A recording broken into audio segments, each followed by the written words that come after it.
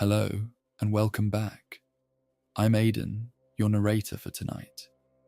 I'm so glad you're here. Settle in, let your body find its rest, and let whatever you were carrying today begin, slowly, to be set down. Tonight, we're going somewhere old and close. A city where time is not merely kept but understood, where the measure of an hour has weight and texture and the particular quality of the hands that gave it form. We're visiting Aelindra, a place built on the bones of centuries, where narrow streets hold their shadows long after morning has touched the rooftops, and where in the oldest quarter of the city, a man named Brennan has spent the better part of his life in a room full of ticking. He is making something, has been making something for 3 years now. A clock unlike any the city has ever asked for, commissioned by the Temple of Temporal Moments to sit at the top of their tower and mark not merely the hours, but something far harder to name, the quality of the moments themselves. This is a story about what it means to give your whole life to one thing, about the strange fullness of a room you know so well you could navigate it in the dark, and about the slow work of trying to translate something beautiful and invisible into brass and steel and the patient turning of gears. Before we begin, we'd love to hear from you. Where are you listening from tonight, and what draws you to these quiet worlds? What stories stir something in you? What places would you like to visit? What lives would you like to spend a few hours beside? Leave us a thought in the comments when you wake. Your words shape what we make, and we read every one of them. If you'd like to be closer to what we're building, our Patreon is a warm place to land, where early stories, extended editions, and the quieter extras of Terranash are waiting for those who want to go a little deeper. And if Terranash has found its way into your evenings, a subscription is the simplest way to keep it there. It costs nothing but a moment, and it means more to this small world than you might guess. Now let yourself arrive here fully. Feel the surface beneath you, the weight of your body settling into it, the particular comfort of this position in this place. Let your hands go soft. Let your jaw unclench if it's been holding. Let the breath move through you at its own pace without you needing to direct it. If the day has left residue, a thought that keeps returning, a tightness somewhere you haven't yet named, you don't need to resolve it tonight. You only need to let it be. It can wait. Everything can wait. There is nothing required of you now but this: to be still, to be here, to let the voice carry you somewhere gentle. When you're ready, let's step together into Aelindra, into the oldest part of the city, down the street so narrow that afternoon and morning are nearly the same light, through the door with the small brass nameplate beside it, and into the workshop where Brennan has been at work since before the city woke this morning, and where the clocks on every wall are still speaking, as they always are, the language he has spent his life learning to understand. The sound of ticking was the first thing Brennan heard in the morning, and the last thing he heard at night, and had been for 58 years. Not one tick, hundreds. The walls of his workshop were lined so densely with clocks that the plaster behind them had not seen daylight since the year of his apprenticeship, when he first began the habit that would become, over decades, the architecture of his life. There were grandfather clocks and pocket watches mounted behind glass, carriage clocks and station clocks, shelf clocks and bracket clocks, clocks from 3 centuries and a dozen countries, each one ticking in its own particular voice. A steady, measured tick from the tall mahogany piece in the corner, the movement he'd salvaged from a decommissioned guild hall and rebuilt entirely, its voice like a single deliberate finger tapping a library table. A lighter, more rapid skip from the small enamel clock near the door, French-made, its escapement designed for a quicker temperament. A deeper, slower pulse from the iron-cased maritime piece above the window, built to be heard above the sound of water, its tick carrying a weight the others didn't attempt. Together, over decades, these voices had woven themselves into something that was no longer noise, no longer even sound in the ordinary sense. It was atmosphere. It was the substance of the air in this room, the medium in which everything happened. Brennan had been breathing it so long that he sometimes thought, idly, that if you were to silence them all at once, it would feel not like quiet, but like some essential part of the world going missing. He was bent over his workbench now, the jeweler's loupe strapped to his eye, the world beyond the lens dissolved into soft haze. In the center of that haze, enormous and exact, the brass cog he had been working on for the last 4 hours. It was a beautiful piece of metal. He thought this sincerely and without sentiment. Beauty, for Brennan, was a technical thing, as concrete as a measurement. The cog was beautiful because it was precise. The teeth cut to within margins that most instruments couldn't detect. The bore at the center true. The alloy worked to a consistency that held hardness and flexibility in exactly the balance a clock of this ambition required. The surfaces caught his lamplight and returned it in the warm, slightly matte glow of properly dressed brass, without the over-polished mirror sheen that looked impressive but hid the texture of the metal, and, more importantly, hid the defects that texture revealed. He did not want this piece beautiful the way a jewel was beautiful. He wanted it beautiful the way a joint in fine carpentry was beautiful. The beauty of something made to fit exactly and fitting. The cog was part of the Great Commission.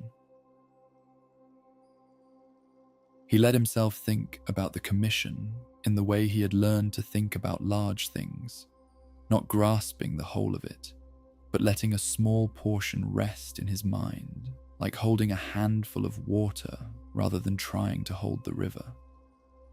The commission was for the Temple of Temporal Moments, whose tower rose above the old quarter of Aelindra, with a height and a presence that the surrounding buildings seemed to acknowledge, the way lesser peaks acknowledge a mountain in their range. The temple had stood for 300 years. Its original clock, a mechanism of extraordinary craftsmanship for its day, but old now and limited in what it could express, had finally been retired, and the council had spent a long time considering what should replace it. They had come to Brennan because of his reputation, which was the kind that takes a lifetime to build and is almost impossible to describe. He was not the fastest clockmaker in Aelindra, nor the cheapest, nor the most prolific. What he had was this: when people in the city talked about a clock that was true, not merely accurate, but true, in some deeper sense they couldn't quite articulate, they named him. They said, if you want a clock that sounds like what time actually is, you go to Brennan. The Temple Council had asked him if he could make a clock that marked not just hours and minutes, but the quality of moments. Whether some moments were heavier than others, slower in their passing, denser with meaning. Whether a mechanism could be built that would somehow reflect this, that would not keep time the way a soldier keeps a beat, uniform and impersonal, but would keep it the way a practiced musician kept it, with feeling, with sensitivity to what the moment required. He had told them, honestly, that he didn't know. He had told them it might be the most difficult thing he'd ever attempted, and that he was not certain it was possible, and that if they commissioned it, they should be prepared for the possibility that what he built would not be what they had imagined. They had looked at him for a long moment, the senior of them, a woman called Maren, whose face had the particular stillness of someone who has spent years thinking about time. And she had said, "That's the most honest thing anyone has ever said to us about this commission. And so you are the one we want." He had been working on it for 3 years. Brennan set the cog down on the velvet-lined tray beside his loop and stretched his fingers, one by one, with the unhurried attention of a man who understood that his hands were the most important tools he owned, and that tools required care. His fingers were a record of his life's work, stained in the creases with metallic dust that no amount of washing fully removed, bearing calluses so specific in their placement that another clockmaker, examining them, could have read something of his technique from their distribution. The first and second fingers of his right hand were harder on the inside edge, the grip of a man who held a burnishing tool with particular precision. The pad of his left thumb had a small permanent indentation from a spring clamp he'd used for 30 years before it finally broke. His knuckles were enlarged, the joints thickening with the slow accretion of decades of fine work. And in the cold months they ached in the early morning until the lamps had been lit and the workshop had warmed around him. He did not think of this as a complaint. His hands worked. They had worked every day for 58 years, through cold winters and illnesses he'd endured at the bench more often than in bed, through the occasional minor catastrophe of a slipped tool or a spring under tension that released without warning. He respected his hands the way he respected his instruments, by using them properly, by caring for them, by not asking more than they were built to give. At 68, they were still capable of the work. The tolerances had opened by a fraction over the years. Where once he could work to a certain margin of precision, now he worked to a margin fractionally wider, compensated for by the loop, by the better instruments he'd accumulated, by the deepened understanding of how materials behaved that made up, he thought, for whatever the body's clock had taken from him. He thought about his master, Aldrich, when he looked at his hands. Aldrich had been 74 when Brennan began his apprenticeship, and his hands at that age had been remarkable things, so mapped with the record of their work that they seemed almost geological, layers of experience visible in the surface. Aldrich had shown them to Brennan on the second day, holding them flat in the lamplight and turning them slowly as if presenting evidence. "These are what working hands look like," he'd said. "These are the hands of someone who has done something." Brennan had been 17, his own hands soft and unspeaking, and he had looked at Aldrich's and felt, for the first time, a longing he hadn't yet had the words to name, the longing to have lived long enough to show. He picked up the test assembly he'd been working with all day, a section of the great clock's second register movement, 3 gears linked in a train that would eventually govern what he was calling the quality hand. The quality hand was his own invention, a feature with no precedent in any clock he had studied or any text he had read. It was the part of the commission that kept him awake, the part that made him feel, at intervals, that what he was attempting was simply not possible, that time was time and a clock was a clock, and the idea that a mechanism could detect the difference between a meaningful hour and a hollow one was the kind of notion that belonged in poetry and not in a workshop. And then he would wind the test assembly and listen to the tick and hear, just barely, just at the edge of what the ear could follow, a slight variation in the rhythm, an almost imperceptible breathiness that was closer than it had been yesterday. And he would think, it is possible. It is possible because it is happening in miniature. The question is only how to build it to the scale the temple requires. He wound the assembly now, slowly, with the care he gave to every winding. Aldrich had corrected him once, when he was young, and thought more spring tension meant more precision. "You are not fighting the mechanism," he'd said. "You are partnering with it. A partner squeezed too hard will give their full energy in the wrong direction. A partner given the right amount of room will surprise you." The tick began. He closed his eyes and listened. Still not right, but closer. He was certain it was closer, that the slight irregularity was expressing the quality he was reaching for, rather than simply expressing error. The rhythm had something organic about it tonight, something that breathed, that pulsed rather than talked. And this was good. This was the direction. He reached for the small notebook he kept beside the assembly, not his technical notebook of measurements and calculations, but a different record, the other kind. He wrote a single sentence: "It breathes tonight." Then he set the pen down and wound the assembly quiet.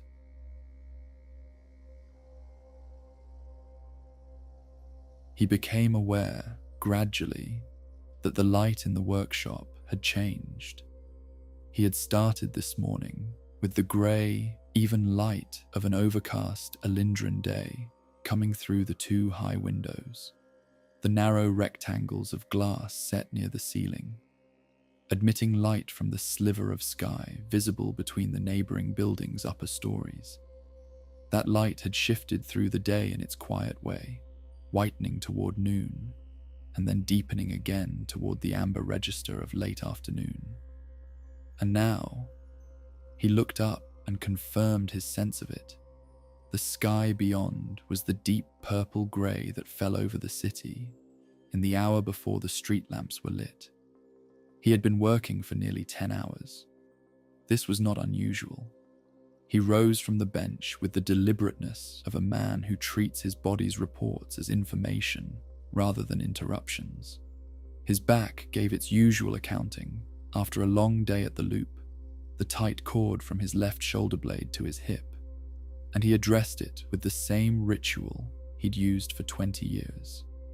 3 slow turns of the shoulder, a bend to the left, a breath held and released. The routine was as automatic as breathing, as unconscious as the tick of the clocks around him. He had stopped noticing that he did it. He crossed to the lamp at the far end of the bench and turned the wick up to its evening setting. The light expanded, warm and steady, and the shadows in the workshop rearranged themselves. The tall clock in the corner acquiring its evening presence, a presence he had always thought of as more substantial than its daytime one, as if darkness were its natural medium and lamplight only confirmed it. The clock faces caught the light and returned it in 100 different tones, the creamy dials of the older pieces, the stark white of the modern enamel faces, the wood-grained faces of the country clocks he'd acquired over the years for their plainness, their lack of ambition, every one of them ticking. He walked to the high window, not for any purpose, but because he sometimes did, and looked at the narrow strip of city visible between the buildings. The street below was in its evening state, a man in a heavy coat passing with a basket, unhurried. The smell of something cooking from the building opposite drifting up through the cold air. The distant sound of the evening bells beginning somewhere across the old quarter. A clock tower he couldn't see from this angle adding its voice to the invisible canopy of sound that covered the city at this hour. He turned from the window and looked at his workshop with the broader, gentler attention of appreciation. This room, he had inhabited it for 37 years. He knew everything about it, which floorboard flexed in the cold before the heat arrived, which window latch required a particular pressure before it would engage, how the acoustics changed when it rained, the wet stone outside absorbing the higher frequencies of the clock's ticking, and leaving only the lower registers, which he liked. Brennan knew the smell of it, oil and metal, and the dusty wooden smell of old clock cases, and underneath everything, faintly, the smell of the stone itself, which was old enough to have a character. Each clock on his wall had a reason for being there. The tall mahogany piece in the corner he had rebuilt entirely, spending 3 months tracking down a cabinet maker who could build a case to his specifications, because the movement was one of the finest he'd ever handled, and living with it, hearing it every day, was a form of learning no textbook provided. The small French clock near the door had come from a woman who'd said, refusing payment. It should be with someone who will actually listen to it. He had hung it on the wall that afternoon and had been listening to it for 22 years. He thought she would have been pleased. The maritime clock above the window was different from everything else in the room. No decorative case, no fine dial, just the plain iron of a thing designed to work in bad weather, to keep its time through motion and cold and salt air. He had heard that deep, slow tick and known immediately that he needed it. Sometimes precision was not the most important quality. Sometimes what a workshop needed was a voice that would not be swayed by anything.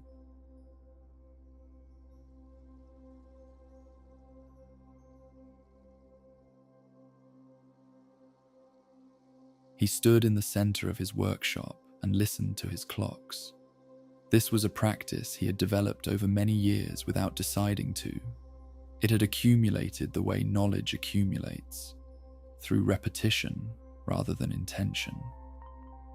At some point in the middle of his career, he had become aware that he sometimes stood like this, not working, not thinking about work in any directed way, simply receiving the sound, and that when he sat back down afterward, he was better, sharper in his perception, more patient with the mechanism, as if standing in the room and listening had calibrated something in him, that the working posture had gradually misaligned.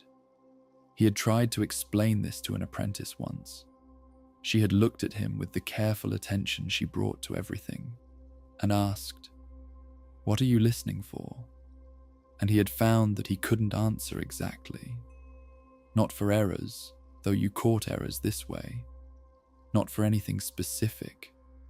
You were listening the way you listen to a conversation, not for the words, but for the mood of it. The way a room sounds when it is in balance, and the way it sounds when something is slightly off. You were listening to understand, in some way that bypassed thought, what the room knew. What the room knew tonight was, everything is working. Every train was engaging and releasing in its proper sequence. Every escapement doing what escapements did. Their endless back and forth, that clicking release and catch that was the mechanical heart of all of it. The one basic mechanism from which all the complexity of a clock derived. Listening to 100 escapements at once was a strange thing. Each one was saying the same thing in its own voice. And the thing they were all saying, if you listened long enough and let it become something other than noise, was here, here, here. He found this comforting in a way that he had never quite articulated, even to himself. His mind, left to itself in the warmth of the workshop, drifted back. His first commission had been a grandfather clock for a family in the newer part of the city, a wedding gift for a couple taking over the family house. He had been 26, and the commission had terrified him in a way he still remembered distinctly, a cold and specific terror concentrated primarily in his hands. His hands, which had been capable and sure in Aldrich's workshop under Aldrich's supervision, seemed suddenly unreliable when they were the only hands in charge. He had rebuilt the movement 3 times before he was satisfied with it. He had spent 6 weeks on the case, working through 2 prototypes before arriving at a design that felt right. He had delivered the clock on a Tuesday morning in early spring and stood in the entrance hall and watched the family's mother wind it for the first time and start the pendulum.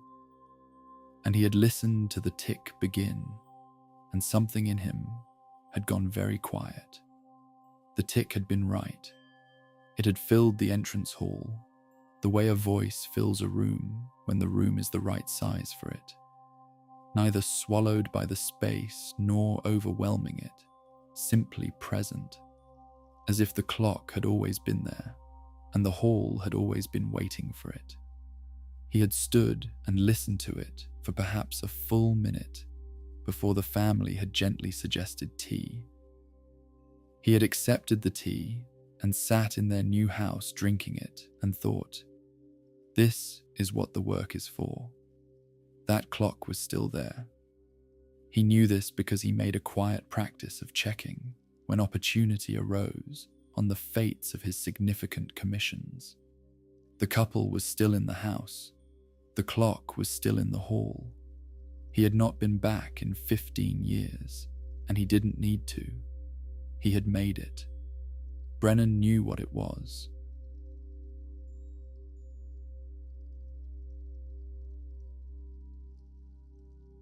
In the corner of his workshop, the clock he'd built in his 23rd year began to count. He stopped what he was doing.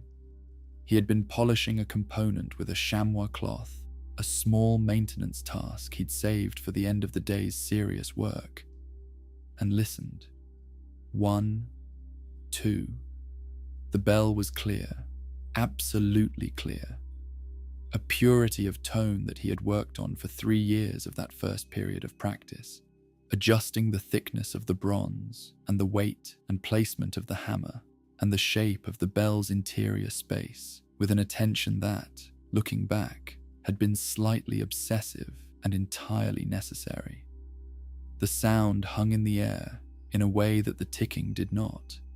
Where the ticking was continuous, the fabric of the room's sound, the bell was an event, a single clear statement in the middle of the ongoing conversation. 3, 4.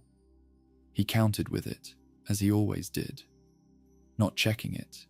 He no longer needed to check it, had not needed to in 30 years. He counted with it because it was his, because he had made it, because the particular quality of that bell was the oldest thing about him that still functioned in the world. 5, 6, 7, 8, 9, 10, 11, 12. Midnight. The last note held for a moment. That full, rounded hold he had worked hardest on. The sound's decay calibrated so that it tapered rather than cut, ending in a diminuendo that seemed to choose its own moment of silence rather than simply stopping. Then it was gone, and the workshop was only ticking again, and Brennan stood with the chamois in his hand and felt the strange peace of that transition. He had heard this clock chime midnight more than 12,000 times. He had counted this once in one of his quieter evenings, just to know the number. 12,000 midnights. Some of them had found him at the bench, as this one had.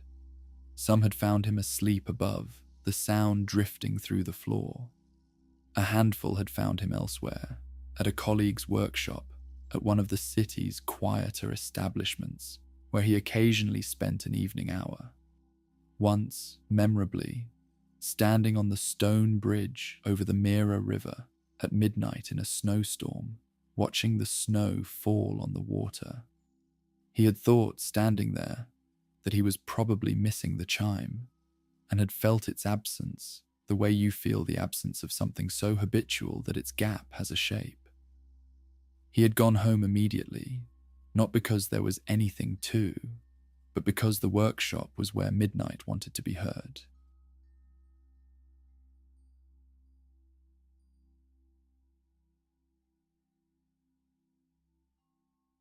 He set the chamois down and began the closing ritual.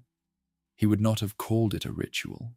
he would have said he was simply putting things away, ending the day. But the sequence of it had long since become invariant. First the tools, each one returned to its place on the rack he'd had made to his own specifications. The slots cut to the exact dimensions of each tool, so that each one had one correct place and no other. Then the components, unfinished work, returned to the labelled trays, each tray covered with its cloth against the dust. Then the test assemblies, wound down fully before being set aside, never left under tension overnight. Then the bench surface itself, wiped with the soft cloth from the left-hand drawer, the brass dust and oil residue cleared so that in the morning the bench was ready. The clearing of the bench was the part that had the most feeling in it, though he would have been hard-pressed to say why. Something about the transformation of the surface, from the accumulated evidence of a day's work, the small chaos of productive focus, tools slightly out of place, components distributed according to the logic of the process rather than the logic of order, back to the plain, clean surface of possibility. He had made something today. The bench had held the evidence, and now the evidence was cleared, and the bench was ready to hold tomorrow's making, and the day was complete. He turned off the working lamp. The workshop shifted into its evening state, the ambient light of the street lamps filtering through the high windows, the warm glow of the small lamp he left burning overnight near the door, just enough to see by. In this light, the clocks on the walls lost their individual detail and became a community of shapes and sounds, the faces indistinct but the voices unchanged, the room still speaking in its 100 simultaneous voices. He stood for a moment in the dimness and listened. In the morning, he would come down to this, and the bench would be clear, and the tools would be in their places, and the test assembly would be waiting, and the cog he had adjusted today would be exactly where he had left it, and he would sit down and continue from exactly the point he had stopped. This was the gift of devoted work, its continuity. Nothing needed to be started over. Everything built on everything. He moved toward the stairs at the back, and as he always did, he listened as he passed. The clock near the door, the French one, the little enamel piece, was running slightly fast, he thought. Not much. A matter of seconds per day, perhaps. He noted it, filed it where small observations waited until he had time to act on them. It was not urgent. The clock was not suffering, but it was speaking a tiny variation from its proper voice, and he had heard it, and it would be attended to. The maritime clock above the window was exactly what it had always been, indifferent, solid, correct. He passed under it with the appreciation he always felt for things that simply did what they were made to do, without complication, without asking for anything beyond the occasional winding. The tall mahogany clock in the corner was in its best mood tonight. He could tell this by something in the quality of its tick, a slight additional resonance in the case itself, a sympathetic vibration of the wood that occurred when the temperature and humidity were exactly right, and the movement was running at its ideal tension. On nights like this, the clock had a presence he would have described, if he were that kind of man, as companionable, as if it were aware of being listened to and pleased. He reached the bottom of the stairs and paused with his hand on the banister. He looked back at the workshop one more time. The shapes of the clocks in the dim light, the slow sweep of a few visible second hands catching the street lamp's glow, the bench clear and waiting. 58 years of mornings had begun with this room. He could not imagine a morning that didn't.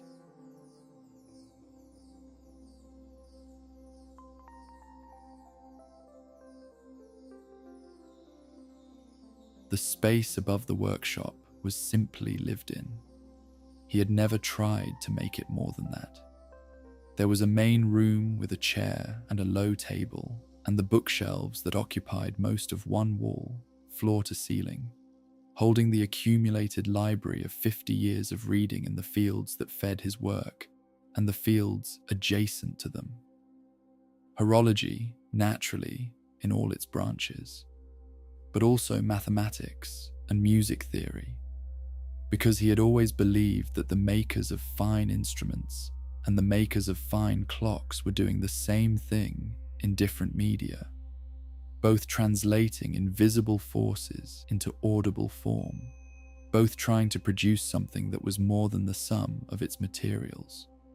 And philosophy, the philosophy of time specifically, a field he had wandered into in his 40s and never entirely left, finding in it a language that could say things about his own work that the technical vocabulary couldn't. He had also, quietly and without public declaration, read a great deal of poetry. He was not sure why this felt private, except that it was too central to be casually offered. The poetry he returned to was not about time in any obvious way. It was about attention, about what it felt like to notice something so carefully that the noticing became its own kind of knowledge. He had read certain poems so many times that he carried them without knowing he was carrying them, the way you carry a melody you've heard often enough that it plays in the quiet moments, unbidden and exact. He changed out of his working clothes and went to the small kitchen to make tea. He made it with the same attention he brought to work, not because he had decided to, but because care, over the years, had spread into everything. The kettle on the ring at exactly the right heat. Not a rolling boil, but the just below boiling the good leaves required. The pot warmed first. The leaves measured with the hand that had been doing it for 40 years, and knew without instruments what the right amount felt like. The weight, which was not impatience, but its opposite, a practiced ease with the interval, an understanding that some things required their time, and that insisting otherwise produced nothing but worse tea. He had been told, by a colleague who fancied himself something of a wit, that Brennan made tea the way he made clocks, with excessive attention to detail and absolute indifference to how long it took. He had thought about this for some time afterward, because it was both accurate and slightly wrong.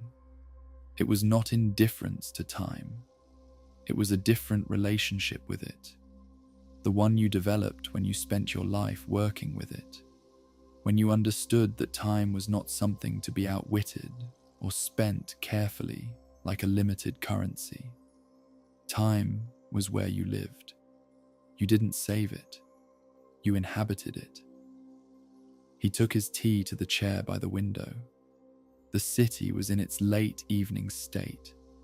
The street below was quiet now, almost empty, the last of the evening's foot traffic having given way to the occasional solitary figure moving through the cold with their coat collar up.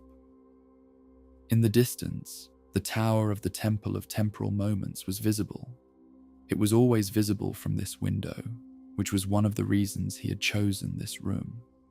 The face of the old clock showed 4 minutes past 3, which was when it had stopped 3 months ago, and would show that time until Brennan's clock was finished and installed, and the old face was taken down. He sometimes tried to imagine the moment when the mechanism had given its final tick, the spring reaching the end of its power, the train slowing in its last revolution, the escapement clicking once, twice, and then not again, not failing dramatically, not breaking, just stopping, the way things stopped when they had done what they were able to do, and there was nothing more to give. He imagined it as a dignified moment. The old clock had kept good time for 240 years. It had marked births and deaths and every ordinary Tuesday for 12 generations of the city's inhabitants. And then it had stopped, cleanly, without ceremony, and the city had looked up at it and felt something that was not exactly grief, but was adjacent to it. The feeling you get when something that has always been there is no longer there, when a silence has a shape. Brennan understood this feeling completely. He had felt it at Aldrich's death, at the deaths of his parents, both gone within a year of each other when he was in his mid-50s, and at the occasional loss of a clock that had been beyond repair. The losses he mourned were always, at their root, about the silencing of a voice, about the absence of a sound that had been continuous. He intended to give the city something different, not a replacement. You couldn't replace 240 years, but a continuation, a different voice carrying the same fundamental work forward.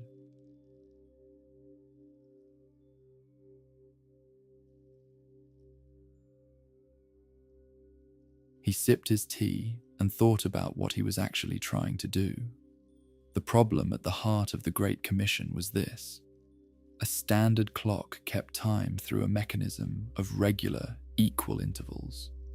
The escapement released the gear train in precise, uniform steps. Every second was the same as every other second, mechanically speaking. This was the entire point of a clock, the mechanical production of uniformity, the translation of the irrational passage of time into reliable, repeatable increments. A good clock's great virtue was that it treated all seconds alike. But Brennan had spent 58 years learning that all seconds were not alike. This was not mysticism. He had come to believe it on purely practical grounds, through the accumulated evidence of his own experience. There were hours in his workshop when the work moved with a fluency he couldn't entirely account for, when adjustments he'd been struggling with for days suddenly became clear, when his hands knew before his mind did what the mechanism required, when the click of a newly seated bearing felt like the completion of a sentence that had been searching for its final word. And there were other hours, identical in their outward conditions, in which nothing moved at all, in which every attempt at adjustment seemed to make things worse, in which the work became a form of wading through deep water. He had tried, over the years, to identify the variables that produced one state or the other: rest, food, weather, mood, all contributing something, none explaining it entirely. There was something else, some quality in the moment itself, some difference in the substance of certain hours that made them more or less permeable to this kind of close, patient work. He had spoken about this with Marin, the senior temple council member who had commissioned the clock. She had listened with the stillness characteristic of her, and then said, "Yes, this is exactly what we believe. That's why we want the clock." He had gone home that evening and sat in this same chair for a long time. Not because what she'd said had surprised him, but because hearing it confirmed by someone who had thought carefully about time from a completely different direction had given him something he hadn't known he needed. The feeling that the attempt was worth making. Not that it would succeed, but that the question was a real one, and that spending a life on it was not a foolish thing. He had been, before that conversation, mildly afraid that it was. He thought sometimes about the shape of his life as seen from the outside. He had not married, had not had children, had lived almost entirely within a radius of 2 miles from the building he currently sat in. By the measurements that counted geography and relationships and the variety of experiences accumulated, his had been a narrow life. He did not experience it as narrow. He had a theory about this, held loosely, not as doctrine, but as something he'd observed and found useful. The theory was that depth and breadth were alternatives, not in any absolute sense, but in the practical sense of where attention could be directed. You could spread attention across many things and many places and many relationships, and you would know them in the way that wide distribution of attention produced, thoroughly in aggregate, shallowly in particular. Or you could concentrate attention on fewer things, return to them, stay with them, give them what could not be given by passing through. What you got from staying was different from what you got from ranging. The kind of knowing that came from being somewhere long enough for it to change you, and for you to change in response to it, and for that change to cycle back and deepen the knowing, in a spiral that had no terminus. His workshop was such a spiral. His craft was such a spiral. He had been in it for 58 years and he was not bored, not even close. The work was inexhaustible. The understanding it offered was inexhaustible. Every clock was a new problem, and also an old problem seen from a new angle. And the old problems were themselves still not finished, still not fully understood, still offering. He had been working on the question of how an escapement could produce a variable rhythm, a rhythm that breathed rather than talked, for 20 years in various forms, before the Temple Commission had given it a specific shape. 20 years of a question was not unusual in this work. The work moved at the pace of the understanding, and the understanding moved at its own pace.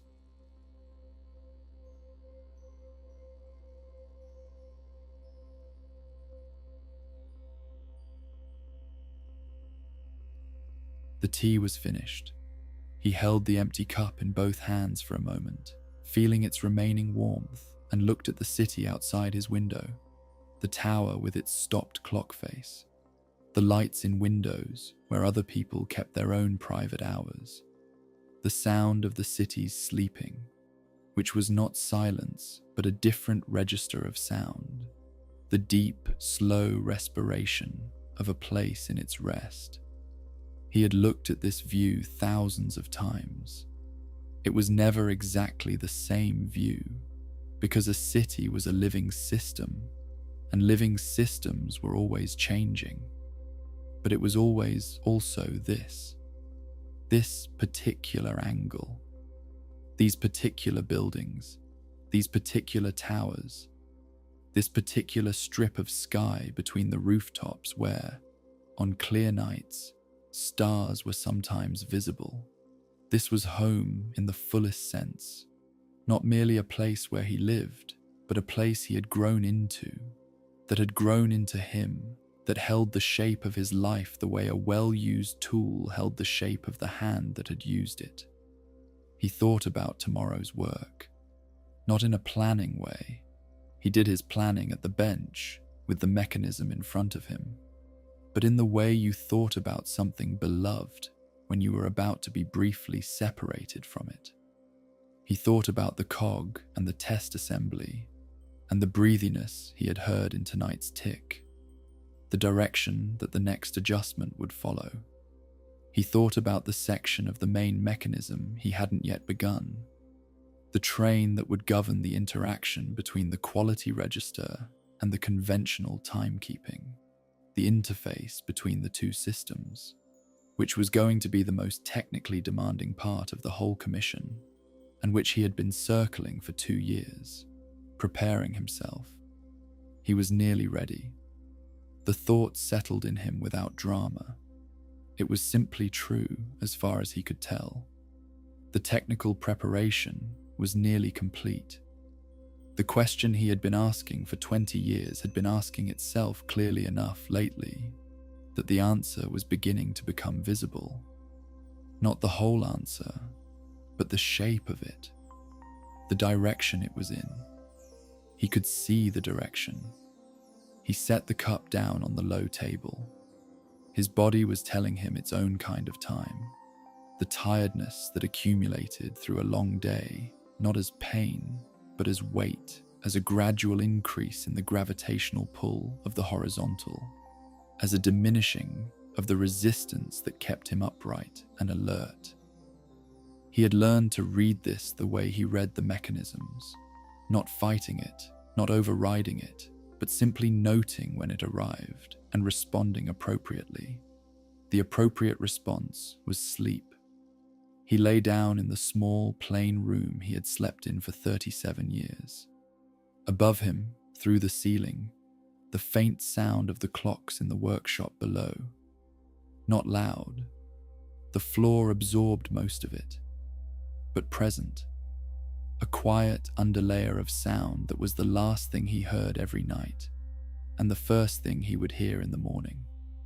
The community of voices that had been the consistent backdrop of his adult life, the proof that the work was continuous, that the mechanisms were running, that time was being kept.